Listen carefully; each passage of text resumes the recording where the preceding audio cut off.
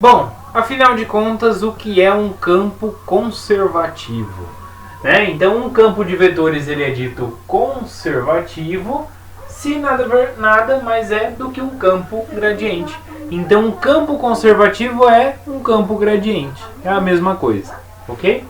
E se f é o gradiente da f', ou seja, é um campo conservativo e além disso, a função, cujo gradiente é o campo, é a função f'.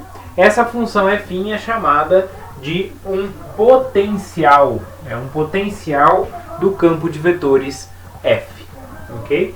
E aí segue dos resultados que a gente viu anteriormente, que se ômega for uma região e f um campo contínuo definido em ômega, dizer que ele é conservativo é a mesma coisa que dizer que a integral de f independe do caminho, que é a mesma coisa que dizer que a integral de f ao longo de qualquer curva fechada é zero.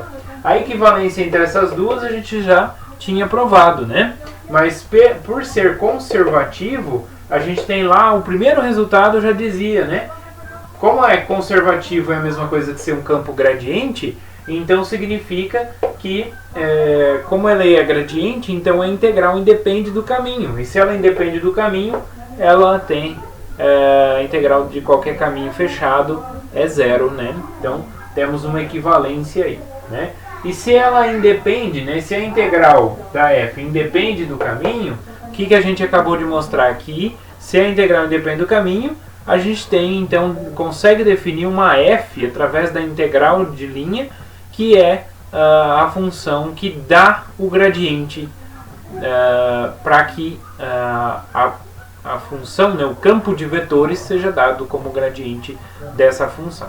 Tá? Foi isso que a gente viu agora mesmo. Então, se a integral de f independe do caminho, significa que o campo é gradiente e, consequentemente, é um campo conservativo.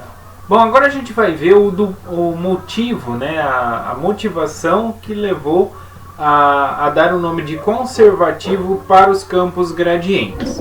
Então vamos lá.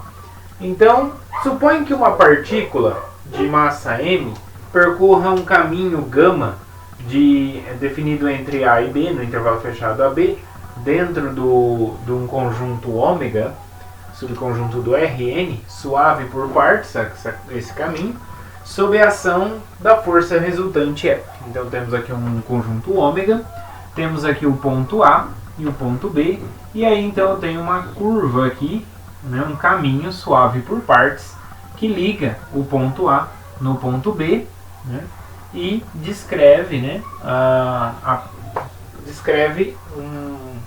o percurso de uma partícula de massa m sobre uma força resultante F. Ok? Então, a gente vai denotar por R, o vetor, o campo vetorial RT, como sendo gama de T, como sendo o campo vetorial de posição. É o campo posicional, o vetor posição da curva gama. O que significa isso? Gama de T é um vetor, não é? É um ponto no R2, mas esse ponto pode ser visto como vetor. Então, esse daqui significa que eu estou vendo os pontos que estão na imagem, que estão na curva, como vetores. Que é um vetor que sai do zero, da origem, e chega até no ponto da curva. Tá? Então, supõe que essa R de t descreve a posição da partícula no instante t. Então, dessa forma, o trabalho realizado vai ser o quê? Vai ser a integral de linha do campo de vetores, ou seja, vai ser a integral de ATB da F composto com gama de t vezes gama linha de t, não é? Mas gama linha de t vai ser o R linha de t. Tá? Então, da segunda lei de Newton, o que a gente tem da segunda lei de Newton? Que o campo sobre a posição, gama de t, vai ser a massa vezes a segunda derivada da posição. Okay? Mas, por outro lado, quando a gente faz o produto interno entre F composto com gama de t e R' de t, vai acontecer o quê? Isso vai ser a massa vezes R duas linhas vezes R', produto interno. Esse aqui é o produto por escalar, né? Porque M é a massa, então é um número, é um escalar. R duas linhas, né? A segunda derivada é um vetor, um campo vetorial. E R' é outro campo vetorial. Então eu estou fazendo o produto interno entre dois campos vetoriais, ok? Bom, então esse produto aqui, pessoal, eu posso ver como sendo a derivada em relação a T de meio MR' produto interno com R'. Por quê? Esse meio M é um escalar, então ele pula para fora do produto interno. Quando eu derivo o produto interno, eu faço como a derivada do produto. Deriva um, conserva o segundo. Então, derivada desse aqui vai ficar R duas linhas vezes R, mais R vezes R duas linhas, né? R' vezes R duas linhas. Então, vai ser a mesma coisa, porque o produto interno, ele é comutativo, então eu posso inverter. Então, aqui daria duas cópias de R duas linhas vezes R'. Ou seja, eu estaria, então, com duas vezes essa cópia aqui. E como a gente tem M dividindo aqui por 2, eu vou dividir então o 2 por 2, vai cancelar. Então vamos ficar com M R duas linhas vezes R', produto interno com R'. Então o que a gente obteve aqui? A gente obteve o produto interno entre R' e R'. E o que é isso, esse produto interno aqui? É a norma ao quadrado, né? Lá de alga, a gente vê que lá de alga 2, a gente vê que a norma é exatamente a raiz quadrada do produto interno. Então o produto interno entre esses dois é exatamente a norma ao quadrado, certo? Bom, então eu estou com a derivada em relação a t de meio m vezes a norma ao quadrado. Muito bem, a gente vai chamar então essa norma ao quadrado, a norma é o que? A medida, é o tamanho. Então quando eu estou, o r é a posição. Se eu derivei a posição e encontro a medida, o tamanho da posição, é o tanto que eu estou variando na posição, é exatamente quem? A velocidade, né? Então a norma aqui eu vou chamar de v de t, né? Então aqui era a norma ao quadrado, então vai ficar v ao quadrado de t, onde v é a norma do r' de t. É a velocidade escalar da partícula, né? Porque r é o deslocamento, né? A posição. Então a derivada da posição, né, do deslocamento é a velocidade.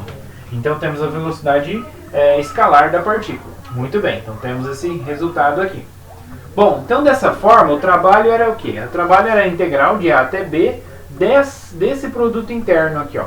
Só que esse produto interno aqui, ó, como a gente já aplicou a segunda lei de Newton, então esse produto interno é exatamente este.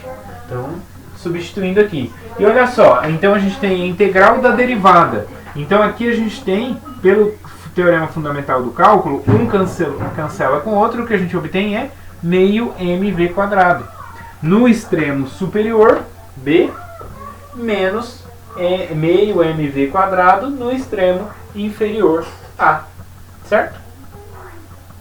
Então dá exatamente essa diferença. E aí se a gente chamar o meio mv quadrado de k, né?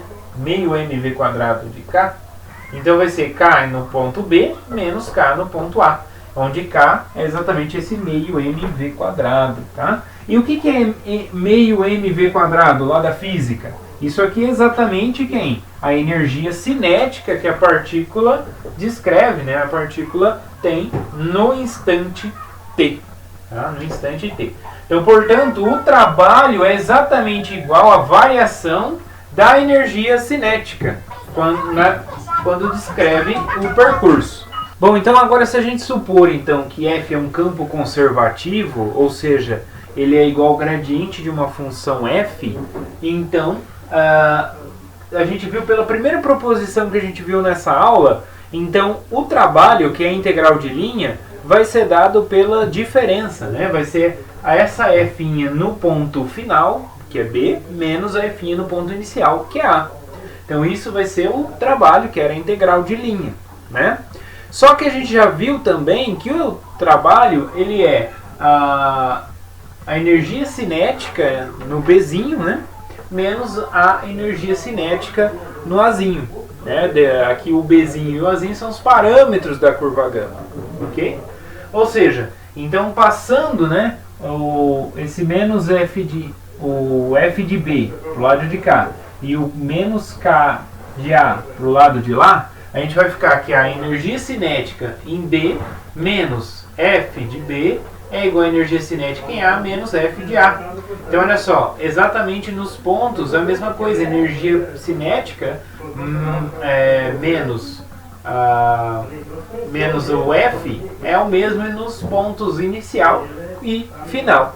Aí então essa quantidade, a quantidade U de P, que a gente vai chamar U de P, que é a menos F de P, de qualquer ponto P, essa U vai ser energia potencial da partícula na posição P. Então vamos chamar de U de P a energia potencial da partícula na posição P. Assim, o que vai acontecer? K de A, né, que é energia cinética em A, mais energia potencial em A, vai ser igual a energia, olha só, a energia potencial é exatamente menos F de P. Então, olha só, menos F de B. Então aqui vai ser U aqui vai ser, menos F de A. Então aqui vai ser U de A. E menos F de B. Então aqui vai ser U de B, certo? Então energia cinética mais energia potencial, né, é a mesma, tanto no ponto A quanto no ponto B. Ou seja, a soma da energia potencial com a energia cinética permanece constante, tá? Nos dois pontos, tanto no inicial quanto no final. Ou seja, a energia cinética mais a energia potencial são conservadas. Por isso o nome campo conservativo, porque conserva a soma da energia cinética com a energia potencial.